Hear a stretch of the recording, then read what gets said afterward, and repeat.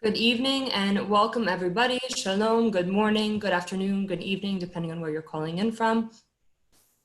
And thank you for joining us tonight on our online Zikaron BaSalon event hosted by the Museum of the Jewish People at Beit Atfutsoth, at the Hillel, by the Hillel of Tel Aviv University and the Students Union at Tel Aviv University. My name is Lindsay Shapiro and I'm honored to be with you here tonight. The Jewish people are not just the people of the book, but we're also people of the story. Throughout the year, we weave together our personal stories, and this evening, Holocaust Memorial Day, we have the honor to meet with Mr. Avraham Roet, and here is his special story. We are honored to be a part of a countrywide and now international initiative called Zikaron BaSalon, in English, Memories in the Living Room, as a meaningful way to commemorate this day and address its implications. This year, we are all in our personal living rooms, giving further thought as to how Holocaust remembrance continues to develop and take shape. Right now, we're also hosting evenings with Arya Pinsko, originally from Romania, and Bracha Regev from Israel and Poland, bringing together students and individuals from Israel and around the world. After we hear from Mr. Roet, there will be time for some questions from you as participants. If you have questions throughout his testimony, please type them in the chat. In the chat. After his testimony, I'll read the questions aloud to Mr. Roet. After the testimony and questions, we'll split off to small groups for contemporary discussions on memory, identity, and Holocaust memory today. Before we hear, now, for those of you that have a candle near you, that have brought a candle to this meeting, to this salon, that would like to light one in memory of the 6 million lives lost during the Holocaust, you can do so now. I'll be lighting a candle right here. Please feel free to do this wherever you are in the world.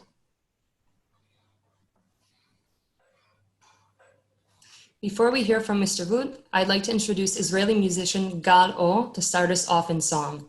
The English lyrics to the song will be displayed on the screen.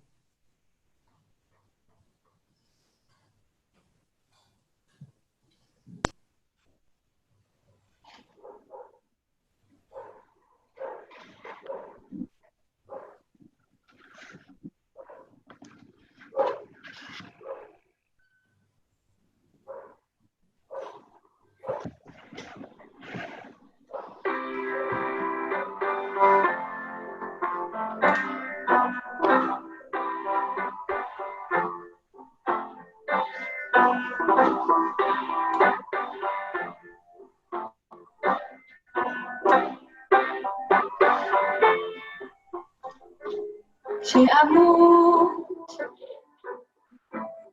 משהו ממני,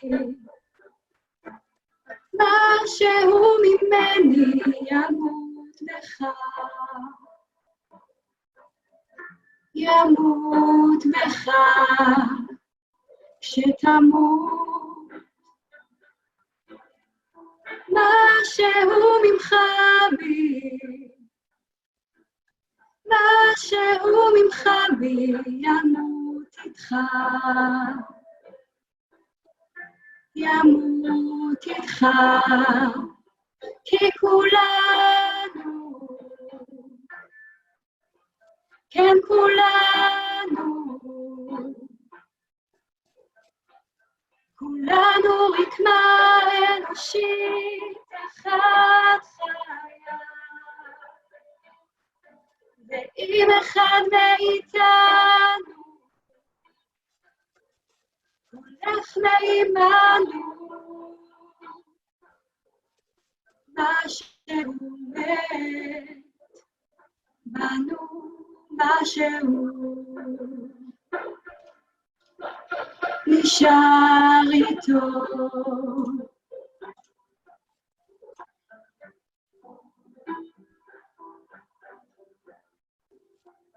אם נדע איך להרגיע, איך להרגיע את האיבה, אם רק נדע, אם נדע להשקיט זעמנו, על אף עלבוננו לומר סליחה. אם רק נדע, כי כולנו, כן כולנו, כולנו רקמה אנושית אחת חיה, ואם אחד מאיתנו הולך לעימנו, משהו מת בנו, משהו נשאר איתו, כי כולנו, כן כולנו, כולנו רקמה אנושית אחת חיה, ואם אחד מאיתנו הולך לעימנו, משהו מת בנו, משהו נשאר איתו.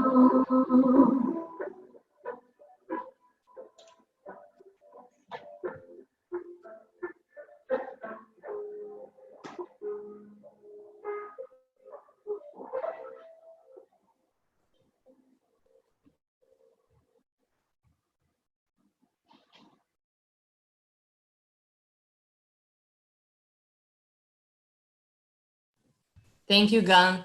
Thank you very much. תודה רבה. Now I would like to introduce our speaker for the evening, Mr. Avraham Roet. Avraham Roet was born in 1928 in Amsterdam, Holland, to a family of 6 children and 1 adopted child. As a child, he studied in school together with Anne Frank. As a survivor, Avraham has fought to raise awareness in the public and the government of the difficult situation of Holocaust survivors in Israel. He founded the Society for the Restoration of Jewish Property and made sure that Jews received refunds of the money confiscated by the Guardian General so that Holocaust survivors could live with dignity. He negotiated with the Dutch government on behalf of survivors, resulting in further reparations. Without further ado, Mr. Avraham Roet. Good evening. This is a very special evening, very difficult evening, because not only the memory of the Holocaust, but the present situation of the, because of the corona, makes it that we sit at home. Nobody gets in my house, nobody gets out of my house, and we sit all the day alone and with our thoughts and with and so on. There is naturally a big difference with what happened during the Holocaust, as during the Holocaust, there was no television and no media and no mobile phones, and the connection was very bad. And not only this, at that time, and we were all alone. That we live now in Israel and are not alone. I just want to mention very shortly that today the scouts of Ramat Gan, they came and brought me this light for memory.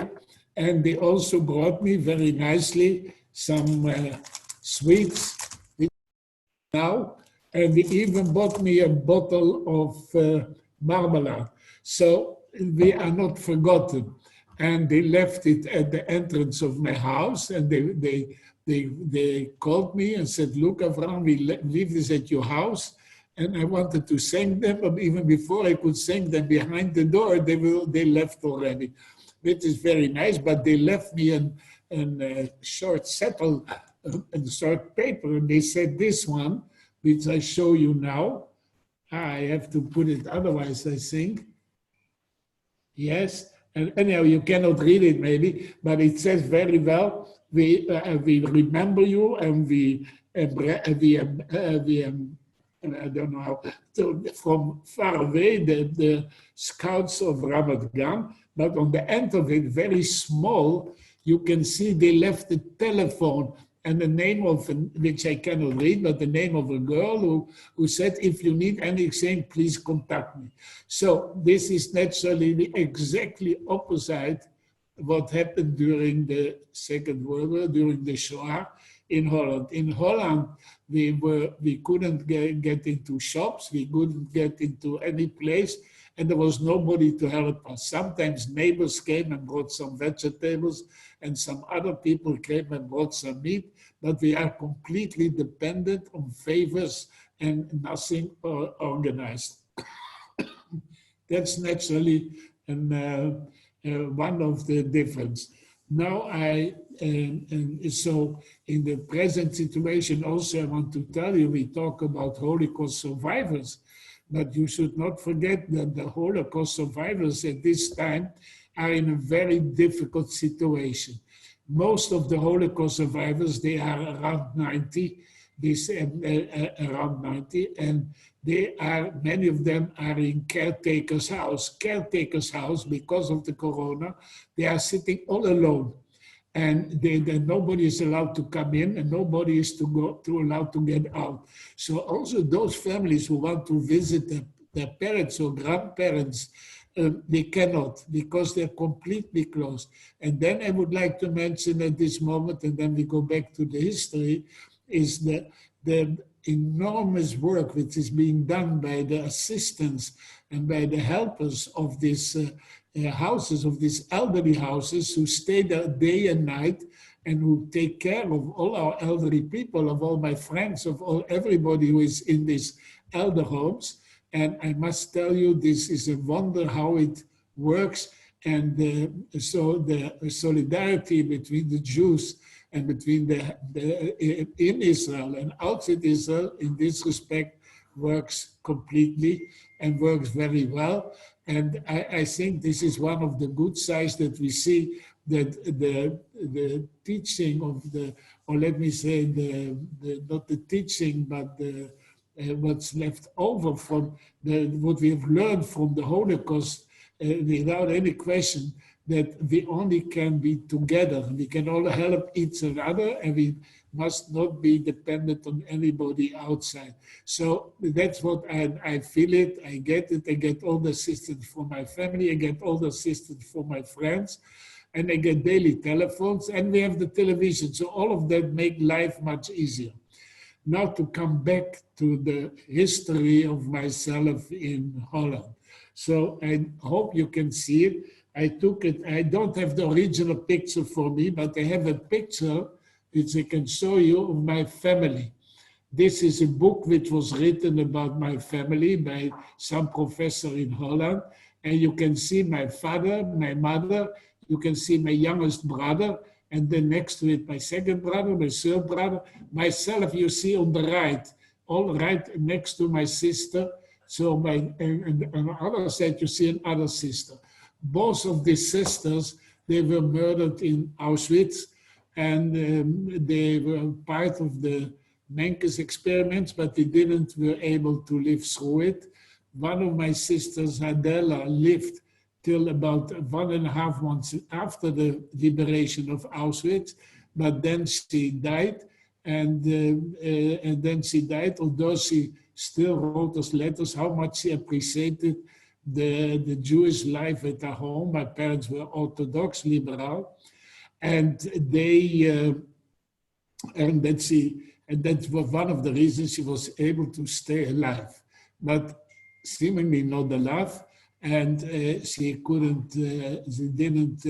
didn't come home, and naturally she was buried in Auschwitz, and we don't know where, we cannot visit her where she was buried or nothing. So that's one of the most tragic stories. Not only this, we had taken in house a child from Poland before the war, who was sent by his parents to be safe in Holland, and he was adopted by my parents as a 7th child. We were already 6 children. As a 7th child, but he was deported to Mauthausen and never made it back. So this is a very tragic story. Now, then we have it we can speak about the Dutch, and the Jews. Now, one thing people do not understand, and that's that in Holland, my parents, my family, lived hundreds of years in Holland, from almost the beginning, from the establishment of a Jewish community in Holland, or from the beginning. And there have never been a program, and there have never been anything anti-Jewish. Also, the Jews had equal rights and were almost in every profession, and were in a very generally in a good situation. And insofar as there were poor Jews, and there were quite a lot of poor Jews in Holland, they will be taken care of by funds and by philanthropic and so on. So that's the reason that nobody could believe in Holland, and even Jews from Germany and from Austria, from Poland, believed that Holland would be a safe country because they knew how the Dutch people were accepting Jews in their middle. What actually happened is that it was not such a nice story. A few of them, like myself, were saved by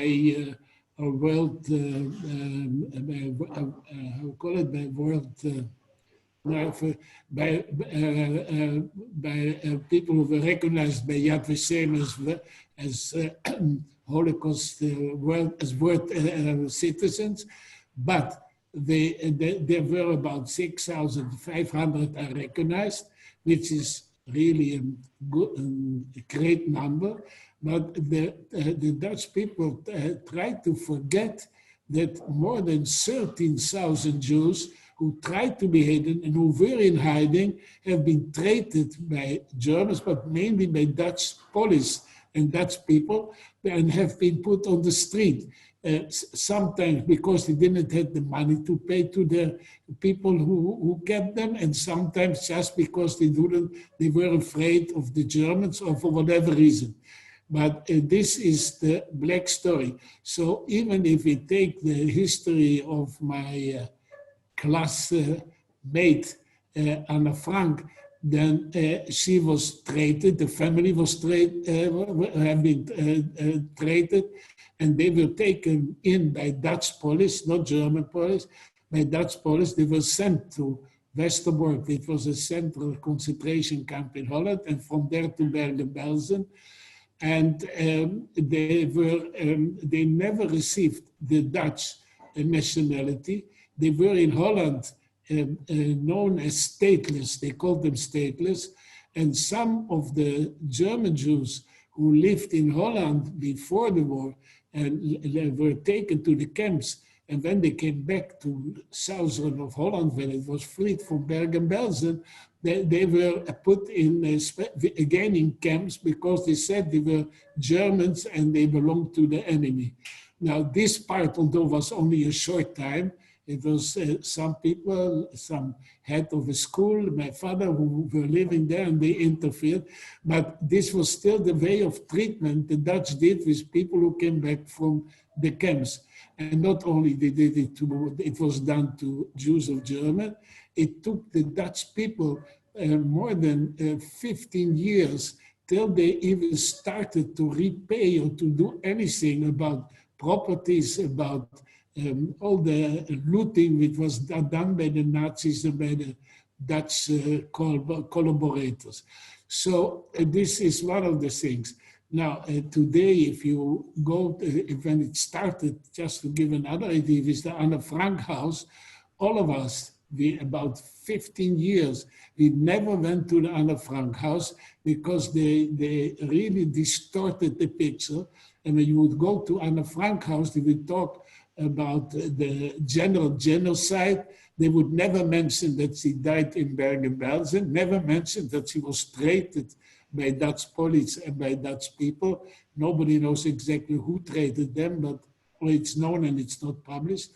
And so only in the last period of the last decade, when there was much more understanding and much more, and the Jews got more and more, had more and more influence, the whole situation changed. And today Anne Frank is led by non-Jew, but who is very careful to give the right picture and the right story. Now, if I come back to it, you must also understand, when we went to school in my early school years, my parents, they were typical Dutch Jews. They were Orthodox, but what they call liberal. And they were Zionists, but they lived in Holland. So they thought that when we go to school, we should go to a public school, which I went for 6 years. And because now you will maybe see the picture. Here you see the picture of our school, and you see myself there with a very nice tie. Since I left Holland, I never had more any tie, but this is myself with the tie. But if I see this picture, it's very sentimental for me, because I can show you with my finger the various, or maybe I can do it with my, here on the computer, but I can I can show you here this friend of mine and this friend of mine, Bacharach is his name, and this girl who is Jewish. Now, about 50% of the children here, they were here. I see another very close friend of mine, Fritz. They were Jewish who never came back. All these never came back. Now, 50% of the children here were non-Jewish, and 25% came from Germany, 25% from German were children from German Jews, and 25% from Dutch Jews, and all this in a public Amsterdam school.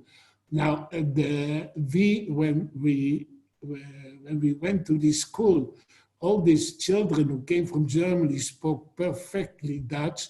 They learned Dutch, and they tried to adapt them to their new country. Most regretfully, most of them never made it, not in Holland, neither in Holland, and many of them didn't come back. So if I see this picture, and I remember those who sit here with whom I played and who were my classmates and who we talked and sing, then it's a very tragic story. To come back to the, then after, by the way, after we finished this school, which was 6 classes, we always went, and my elderly sisters and brother, and later myself, we went to a Jewish high school, because that was enough according to my parents. We would know how to deal with non-Jewish people together, live together, but they want to be very sure that we would receive Jewish education. Now, in the 1941, there was no possibility anymore to learn together with in non-Jewish schools, because the Germans made this audience, and then we went, all of us, we were sent to school only to Jewish schools, not many students. One of them was for humanitarian studies, which were Anne Frankland, and the other one was for realistic studies like mathematics, where I went. We were going to this school 1.5 years, not more. And it was a very real school. First of all, we would come in the morning, we would never know what teacher there would be still and what child would be still coming there. We would never know if the teacher was taken by the Germans, if he was hiding by himself, or whatever happened. And we never knew the fate of ourselves, if we would come to school or not. So this was a very rare experience. It's amazing that just if you see that most of them who still were able to live through the war, and there were not many of us, we were all of ourselves able to make a living and to establish families. The situation, especially for those of us, and there were many of us who came to Israel, have been really able to make a living and to establish and to live among our own people, which made sure that there never will be a Shoah again. So in this respect, I have, now there are other stories about Holland. I don't want to go very long. Behind me, you see a picture of my late wife, who came from Romania, from Transylvania, from Arad, who also was a Holocaust survivor. And, but that's another story. I don't want to go into this now. But her name was, by the way, Norma. And but we, as I said, I have now 4 sons. I have 11 grandchildren. And that's one of the things that gives much hope for the future. If you heard the song in the beginning of this broadcast, then you heard it was very sad and very pessimistic. Now, I must say I'm more pessimistic, and I believe that when the Holocaust survivors will not be here, and it's not so far away as you might think, there still will be many memories, not just a little, but many memories and many people who will remember me. And that's one of the reasons that I never spoke with my children, with my sons, about the Holocaust. They know very little about my personal experience, how I was hidden, how I went to 13 different hidden addresses, because every time I was at an address, sometimes 2 weeks, sometimes 6 weeks, there would come some people and tell them the German or the Polish knows that you have a Jew in the house, and I had to run in the middle of the night, or many times in other times, I have to go to another address, and it was the Dutch underground, or very small groups of Dutch students who were in the underground, who will bring us from one place to another.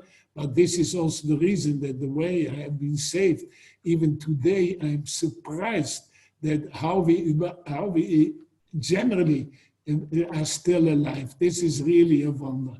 Now, I have been quite from the beginning, I'm pleased to say that I have been one of the first who cooperated with התפוצות, they don't know it themselves, but all the first installations and electronic installations, we as a company did that, and I was there involved with the very first exhibition. Since then, they have made it much more beautiful and much more modern, but it's really amazing how this works. And I think it's very important to keep these connections with the diaspora.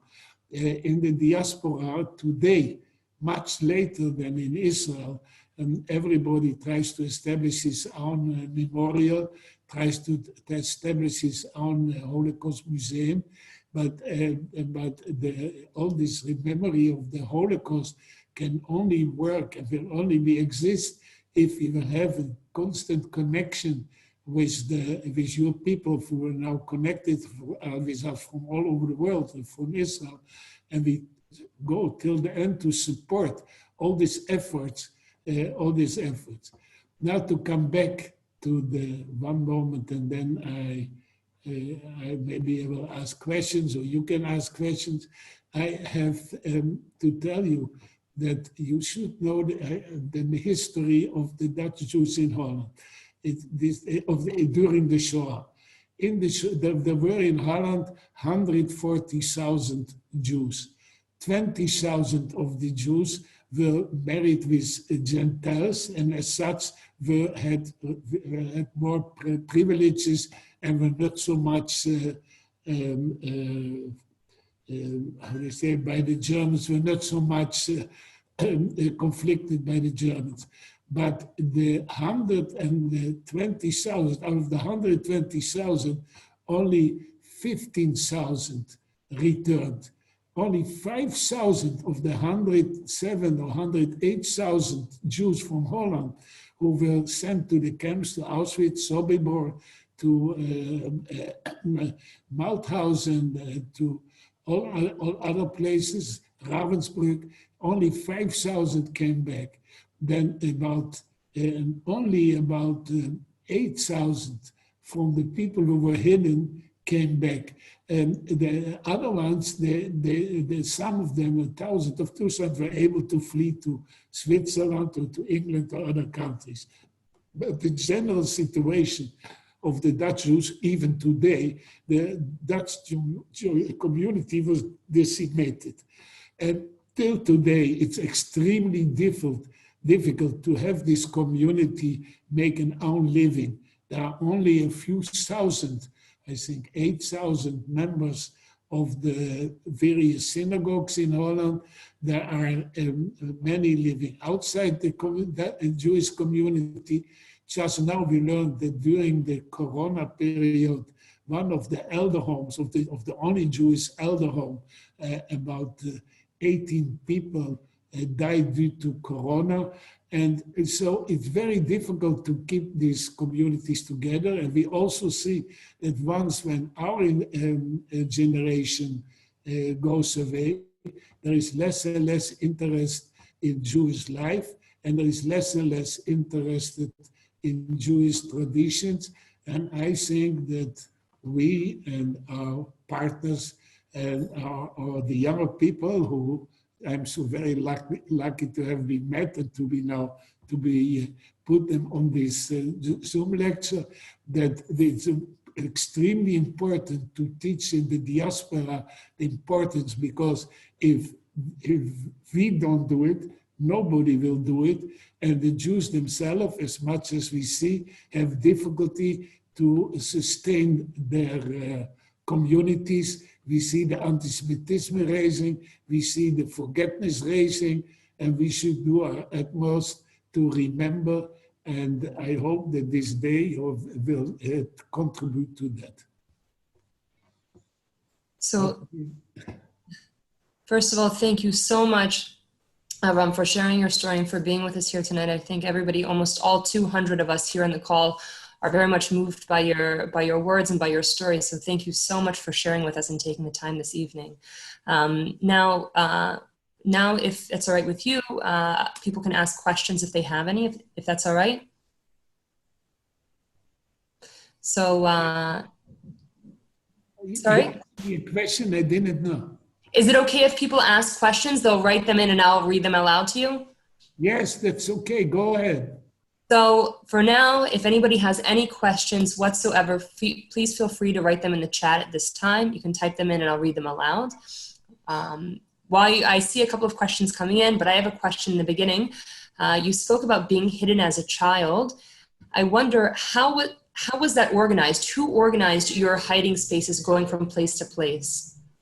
Now, the hiding is so, I had two sisters I mentioned who were murdered in Auschwitz. We lived in Amsterdam till 1943, 3 years in the war, under extremely difficult situations, even staying most of the time in a ghetto in Amsterdam, in small living quarters. The reason that we didn't went into hiding before was that my two sisters, who were 16 and 18 at that time, they were very religious, and under no condition they wanted to go to non-Jews and live there. It has been shown, by the way, after the war, that there was some reasons for this, but anyhow, they were afraid, they didn't want to hide, and that has cost them their life. So they were living with my grandfather, who was head of the Jewish community in Amsterdam, and they got them together with my grandfather and sent them to Auschwitz. Once the day they were sent away, my parents thought that it would be good to save ourselves, and they were connected by the Dutch underground, and especially by one of the Jewish underground, who was a Jew who saved Jews, and he connected them with the Dutch underground, and they took us to various addresses. And this was not so easy, because my youngest son, who by the way is the one who came with the idea of everybody has a name, he was hidden by a family, very Christian family, and had it very well. He even went to school, but after half a year, the director of the school, the manager of the school, told them, look, this Jewish boy, you have to keep him home. But still, he was treated very well, and they would very much, and they kept him very well. I have another brother who was rather asthmatic and not feeling very well. He was kept by very small, poor farmers, also in the east of Holland, where the poor people live, generally the poorer part of Amsterdam. And they also, they treated him like one of their own children, and they treated him also for medical treatment, and it was really perfect. Myself, I had the sorry state, it's not unique in Holland, that I had to flee from one address to another, and what they say in Dutch, I had 13 addresses and 12 misaddresses. So I went from one place to another. I never got adjusted to any place. Finally, I went up with some farmers, poor farmers, by the way, in south of Holland, in Brabant. These farmers had no idea what was a Jew, who was a Jew and why, but they had a Catholic pastor who gave orders to all his followers to help Jews. So in that specific dorp, which is called Veghel, a couple of 100 children survived the war just because there was one Catholic pastor who instructed them to save Jews, and also they instructed them, which they found very strange, not to bring them to the church, just to leave them at the home. So I lived with these farmers who were very poor, and that's the way until came the American parachutist, and with the famous Battle of Arnhem, I got freed. And I was lucky enough because some of the people of the territory didn't make it. So so this is my personal story. But one of the good things I learned, I learned how to milk cows and how to be farm worker. And when I made Aliyah to Israel, my first job was to work in a cow stall and to milk cows. And that made me very happy at the time that I had somewhere I could be of assistance to that kibbutz where I was at that time. But later I went into the army, but that's another story. Great, thank you very much for that explanation. So now what we'll be doing, thank you everybody who's asking questions. They're really incredible questions. Now we'll be calling on you. I see a lot of them. I'm going to start at the beginning. We'll call on you, we'll unmute the participant who asked the question, and we'd like to give you the opportunity to ask it with your voice. So Kyle Gid, you'll be unmuted now. You're able to ask the question directly to Avraham. Thank you very much for sharing your story. I just want to know how you kept hope during the Holocaust and your journey, and how you just kept your mental health.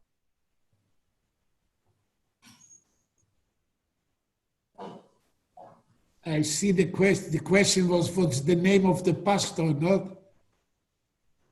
So the question was, how did you maintain hope during all of these years during the Holocaust? Hope? Yes. First of all, I was young. And always when you're young, 14, 16, 15 years, you have hope. Secondly, we in Holland, and not only me, the family, the whole Dutch Jewish society didn't understood, nor did they believe that we would be for extermination. We knew that the Germans would send us to the east. We know that would be very bad. We wanted to stay in Holland. But about extermination, we had no idea. I had no idea that I would never see my sisters again. By the way, a part of it is due to the guilt of the Dutch government. The Dutch queen, who was in England and who saved herself, never told, and who spoke to the Dutch people every 2 weeks or every month, she never mentioned the Redifa, now maybe somebody knows, the persecution of the Jews, but only the first time she mentioned anything about the fate of the Dutch Jews was in September 43, when there were no more Jews in Holland. And this is one of the things which made it possible for the Germans and the Dutch collaborators to exterminate the Dutch Jews, and the belief of the Dutch Jews that as they lived hundreds of years in Holland without persecution or without pogrom, that never could happen, that this never could happen to them. All right, thank you. The next question will be from Ari from Jerusalem. You'll be unmuted now and you can ask your question. Ari from Jerusalem.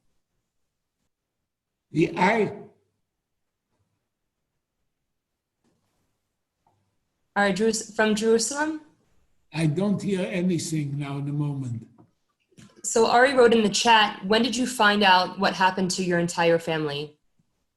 Well, let me say, I learned about,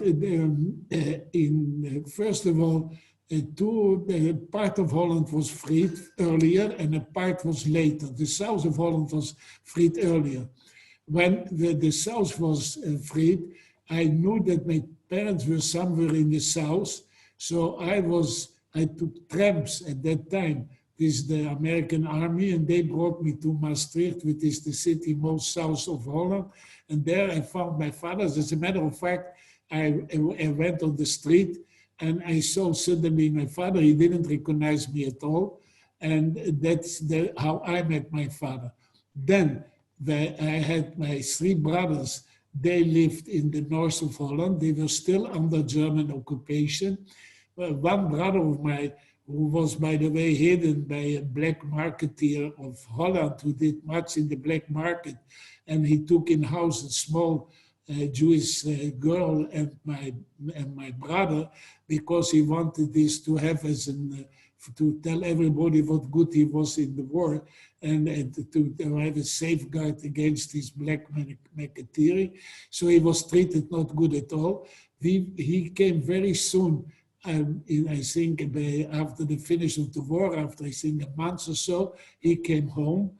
And when my parents went to Amsterdam, and then my two other brothers who were living in the north of Holland, they worked very well. It was only after 2 or 2.5 months that we made all inquiries, and they came back to my parents.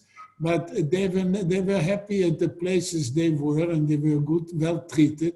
So they never made any real effort to find their parents or so on. But they came back, and we have till today contact with the family who saved my youngest brother. I went to visit them with 4 of my grandchildren just 3 months ago. She is now 95. She has been recognized by Yad Vashem, and is living on her own. And also she now has a very difficult time. And when you talk with her or ask her, she says, what do you want? We just did a regular thing. We took a child in home who was, and that's it. She doesn't think she's a great hero or something like that. But any of us who know what happened to the people who saved Jews and when they were caught, and I will tell you there are a few hundred Dutch non-Jewish people who lost their life because they did hide the Jews and were caught by the Germans, or mainly by the Dutch police, and sent to the camps and never survived. I hope that answers the question. Yes, I believe it does. So the next person is Lily, AMS, Lily Ams, to ask your question. Go ahead, Lily. Yes, hi, thank you for your testimony. I wanted to know when you decided to come to Israel after the war. When did you decide to come and how it happened? And if you think every Jew should come and live in Israel. I didn't hear the question. You must return it. When did you come to Israel after the war? Well, I came, look, it was very difficult to come to Israel because my parents, they were, from their whole life, they were everything legal. They never knew about anything illegal, and they would never agree to do anything illegal. So they wanted for me to have a certificate, what is called to have an official license to come to Israel. I went straight after the war, I think 2-3 months after I was home and after my brothers came home. I left, I didn't want to go to school, and I left to what they call an Hachshara, in Hachshara, in a place called in Holland, Deventer, and I stayed there with what about Israeli Chalutzim, or pioneers as they called them, for about half a year. Then my parents were able to get for me a certificate as a child, and I came to Israel in 46, in March 46. Thank you. We'll ask one last question here from Natalia from Haifa. You're going to be unmuted, so you should be able to answer your ask your question. Natalia from Haifa. Hello. Thank you very much. My question is, on your opinion, how is it possible to preserve better the memory about the Holocaust for future generations? Can you again repeat the question, please? How is it possible, on your opinion, to preserve better the memory about the Holocaust? Well, that's a very difficult, a very good question, but very difficult to answer. Just now, we see one thing. We see that there is, if you hear even whatever you think about dealing with the corona, and there is correctly quite a lot of criticism, but you see that all of them say that because we in Israel are solidary and we keep to the regulations of the government, there is much less corona. Like, for example, when I left Holland, you cannot imagine how bad the situation is in Holland and in Belgium. And so if you ask me, I think that Yad Vashem we have to take into account the developments as they develop in a modern world. So I think we have to think about new things, because the corona will stay with the history of the mankind, and it will stay as the first time that there has been a global solidarity and a global way of dealing with this epidemic. And I think that look, if you take into account unless it's not nice to say everybody has a name, they say, but if you take into account that 3 million Jews only in Auschwitz and Birkenau were killed, and nobody could give it them, and nobody did anything about it, although they knew it, although the leaders of the world knew it.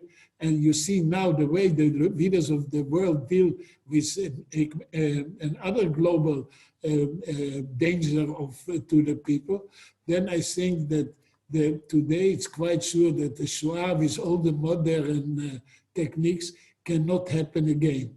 On the other side, I think that we should go and explain again and again that because there was no global cooperation, because the leaders also, much less, but also Jewish leaders, never understood what is happening in the Holocaust. That's one of the reasons that we had a Holocaust. If the Holocaust could not have been happened today, let's be fair, with all the television and all the media and all the things, that could not happen, but other things can happen. And it can be very good happen that one country will say to another country, we won't help you. Sometimes we see this kind, we will not take care of you. And we have to know that we always have to be in cooperation with everybody who is sick or ill or in danger of death. All right, thank you very much for all of these questions. One last question that more than that a few people have asked that I'll sum up is, after the war, either immediately after the war or up until today, how do you, Avraham, deal with forgiveness for people who you lived amongst, for the Dutch people or for the Germans? That's a good question. It's very difficult to say. I have no forgiveness. I have no forgiveness. I have nothing to forgive. It's not for me to forgive. And I have too many family killed that I can say I forgive. I do not forgive. They also have not brought to justice. if you know what has done to the Dutch collaborators in Holland and how they have been caught by the Dutch court, your hair would raise. I mean, you have beautiful hair now, but your hair would raise. And I have nothing to forgive. I have nothing to forget, nothing to forgive. But what's true is, and therefore I'm grateful to this opportunity, I never spoke about it. I never didn't tell my children and other children, and not my children, about everything what happened to us. But I cannot forgive, I cannot forget. I can only hope that my grandchildren who know part of it are listening to also to this one, that they will go on and remembering the Holocaust, remembering that hundreds of my family alone who have been killed, and that they will also know that it's not a question of one single Jew or one single Jewish community. It's a question of the diaspora. It's a question of fighting against anti-Semitism. It's a question of feeling solidarity with all your Jewish brothers. Thank you. So thank you very much, Mr. Roet, for sharing your story with us and for your time, spending your time with us here this evening. Your story really is an inspiration for all of us, and we'd like to carry it with us, not just today, not just tomorrow, but through the rest of the year. So thank you so much. May I make one remark more? Of course. Let me say, the whole world calls me Avraham and not Mr. Roet. So if you say Avraham, that's it. Thank you very much. So thank you, Avraham. Again, thank you very much for joining us here. We'd like to give you a virtual certificate of appreciation here on the screen.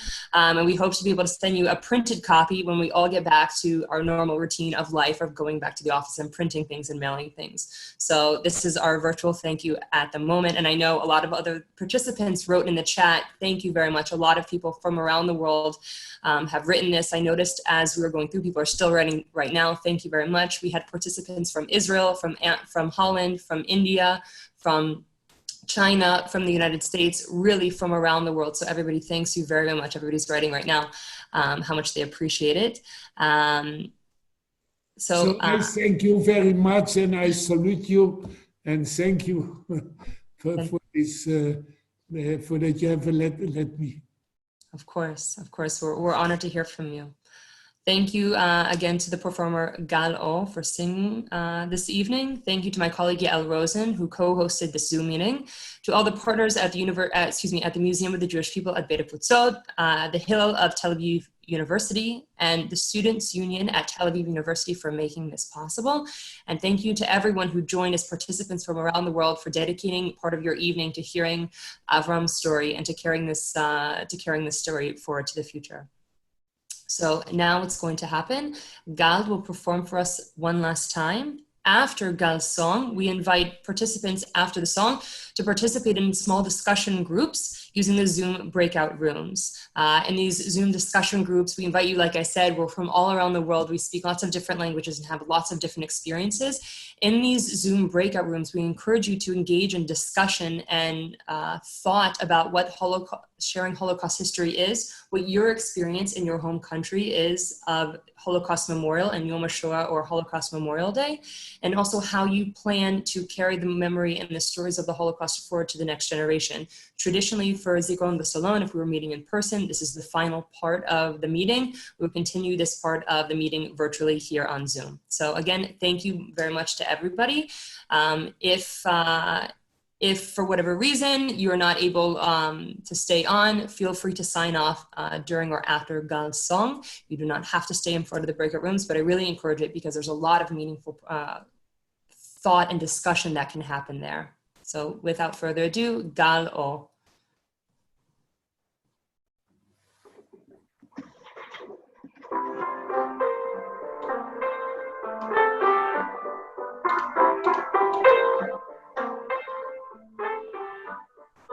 בואו נשיר את השיר המטורף של הארץ. בואו נשיר את השיר הצהוב של החול. יחפנים מתהלכים לאורכה ולרוחבה של הארץ, ועושים איתה אהבה אנשים פורקי אור.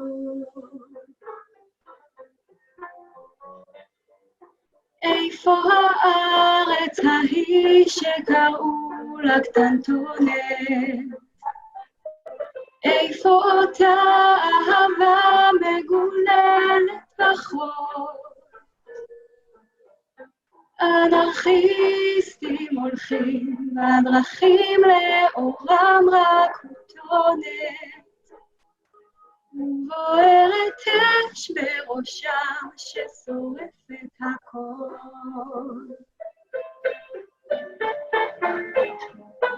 תנו לי לשוב אל אותה הפינה הנידחת, איפה אותם החיים משמחת הפשטות. תנו לי מילים עזובות, מנגינה נשכחת, להוציא מבין הקוצים קרעים של ילדות.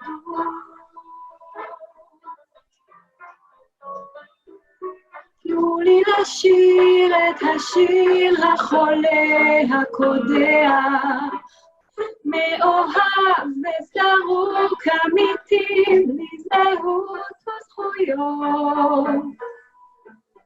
תנו לי לחזור בדרכים החולות אהבה לירח,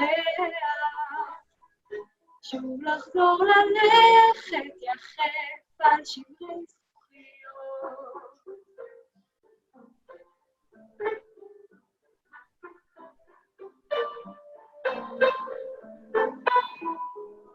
תנו לי לשוב אל אותה הפינה הנידחת, איפה אותם החיים עם שמחת הפשטות.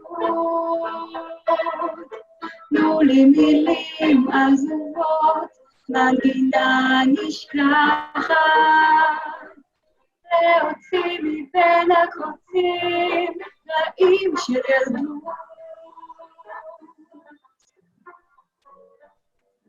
בואו נשיר את השיר המטורף של הארץ, בואו נשיר את השיר הצהוב של החול. יחפנים מתהלכים לאורכה ולרוחבה של הארץ, ועושים איתה אהבה אנשים פורקי אור.